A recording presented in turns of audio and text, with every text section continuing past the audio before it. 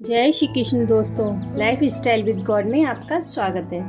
दोस्तों, यहाँ पर हम श्रीमद् भगवत गीता के दूसरे अध्याय का अध्ययन कर रहे हैं, जिसका नाम सांख्योग है। आज हम 64वें और 65वें श्लोक का अध्ययन करेंगे।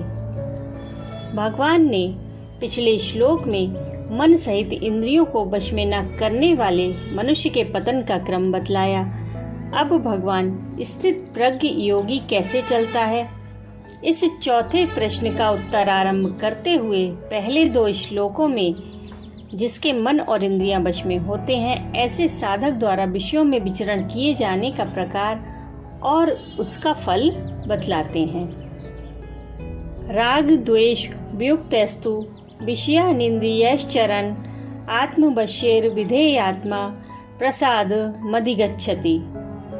दूसरे अध्याय के 64वें श्लोक में भगवान श्री कृष्ण अर्जुन से कहते हैं कि परंतु अपने अधीन किए हुए अंतःकरण वाला साधक अपने वश में की हुई राग द्वेष से रहित इंद्रियों द्वारा विषयों में विचरण करता हुआ अंतःकरण की प्रसन्नता को प्राप्त होता है। पूर्व श्लोकों में जिसके मन इंद्रिय वश में नहीं है, ऐसे विषयी मनुष्य की अवनति का वर्णन किया गया। अब दो श्लोकों में उससे विलक्षण जिसके मन इंद्रियां वश में किए हुए हैं, ऐसे विरक्त साधक की उन्नति का वर्णन किया जाता है, जिसका अंतःकरण भली भांति वश में किया हुआ है। ऐसे साधक का वाचक यहाँ विधेयात्मा पद है। अब जानते हैं कि ऐसे साधक का अपने वश में की हुई राग द्वेष से रहित इंद्रियों द्वारा विषयों में विचरण करना क्या है।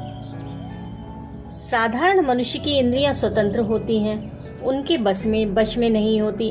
उन इंद्रियों में राग द्वेष भरे रहते हैं। इस कारण उन इंद्रियों के वश में होकर भोगों को भोगने वाला मनुष्य उचित अनुचित का विचार ना करके जिस किसी प्रकार की भोग सामग्रियों को भोगने की चेष्टा करता है और उन भोगों में राग द्वेष करके सुखी दुखी होता रहता है, उसे आध्यात्मिक सुख का अनुभव ही नहीं होता। किंतु उपयुक्त साधक की इंद्रियां उसके वश में होती हैं, उनमें राग द्वेष का अभाव होता है। इस कारण वह अपने वर्ण, आश्रम और परिस्थिति के अनुसार योग्यता से प्राप्त हुए भोगों में बिना राग द्वेष के विचरण करता है।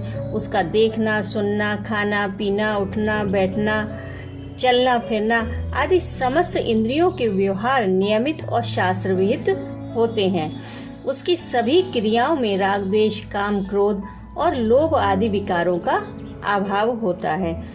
यही उसका अपने वश में की हुई राग द्वेष रहित इंद्रियों द्वारा विषयों में विचरण करना है।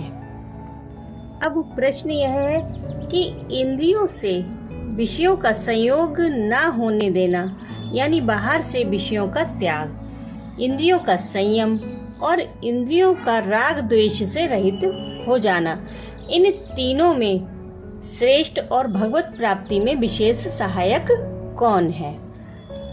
तीनों ही भगवान की प्राप्ति में सहायक है, किंतु वह विषय त्याग की अपेक्षा इंद्रिय संयम और इंद्रिय संयम की अपेक्षा इंद्रियों का राग द्वेष से रहित होना विशेष उपयोगी और श्रेष्ठ है।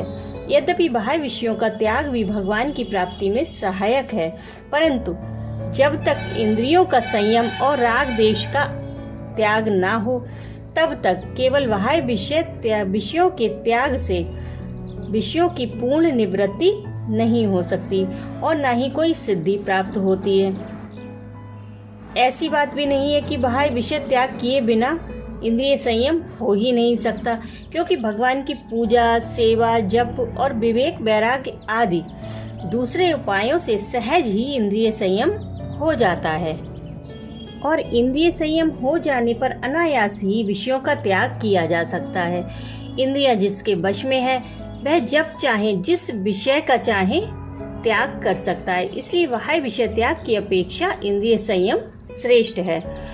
इसी प्रकार इंद्रिय संयम भी भगवत प्राप्ति में सहायक है, परंतु इंद्रियों के राग द्वेष का त्याग हुए बिना केवल इंद्रिय संयम से विषयों की पूर्णतया निवृत्ति होकर वास्तव में परमात्मा की प्राप्ति नहीं होती।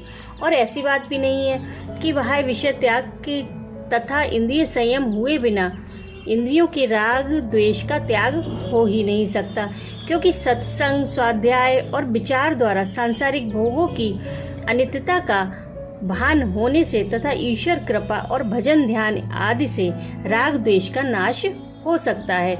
और जिसके इंद्रियों के राग द्वेष का नाश हो गया है, उसके लिए बाहरी विषयों का त्याग और इंद्रिय संयम अपने आप ही हो जाता है। जिसका इंद्रियों के विषयों में राग द्वेष नहीं है, वह पुरुष यदि बाहरी रूप से विषयों का त्याग ना भी करे तो भी विषयों में विचरण करता हुआ ही परमात्मा को प्राप्त कर सकता है, क्योंकि इंद्रियों का राग द्वेष से रहित होना विषयों के त्याग और इंद्रिय संयम से भी श्रेष्ठ है। क्योंकि वश में की हुई इंद्रियों द्वारा बिना राग द्वेष के व्यवहार करने से साधक का अंतःकरण शुद्ध और स्वच्छ हो जाता है। इस कारण उसमें आध्यात्मिक सुख और शांति का अनुभव होता है। प्रसादे सर्व दुःखानां हानिरस्योपजायते प्रसन्न चेतस्यो ह्याशु बुद्धि परिवतिष्ठते। दूसरे अध्याय के 65वें श्लोक में भगवान श्री कृष्ण अर्जुन से कहते हैं, अंतःकरण की प्रसन्नता होने पर इसके संपूर्ण दुखों का अभाव हो जाता है और उस प्रसन्न चित्त वाले कर्मयोगी की बुद्धि शीघ्र ही सब ओर से हटकर एक परमात्मा में भलीभांति स्थिर हो जाती है। अंतःकरण की प्रसन्नता से सारे दुखों का अभाव हो जाता है। इस कथन से भगवान ने यह भाव दिखलाया है कि पापों के कारण ही मनुष्य को दुख होता है और कर्मयोग के साधन से पापों का नाश होकर अंतःकरण विशुद्ध हो जाता है तथा शुद्ध अंतःकरण में ही उपयुक्त सात्विक प्रसन्नता होती है। इसलिए सात्विक प्रसन्नता के से सारे दुखों का अभाव बताया गया है। प्रसन्न चित्त वाले योगी की बुद्धि शीघ्र ही सब ओर से हटकर भली भांति परमात्मा में स्थिर हो जाती है।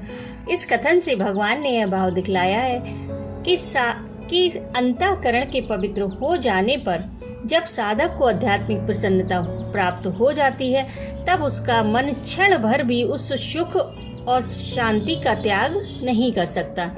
इस कारण उसके अंतःकरण की वृत्तियां सब ओर से हट जाती हैं और उसकी बुद्धि शीघ्र ही परमात्मा के स्वरूप में स्थिर हो जाती है।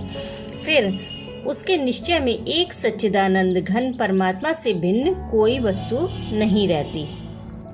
अब प्रश्न यह है कि अर्जुन का जो प्रश्न था वह स्थित प्रज्ञ सिद्ध पुरुष के विषय में था, पर इस श्लोक में साधक का वर्णन है, क्योंकि इसका फल प्रसाद की प्राप्ति के द्वारा ही शीघ्र ही बुद्धि का स्थिर होना बतलाया गया है।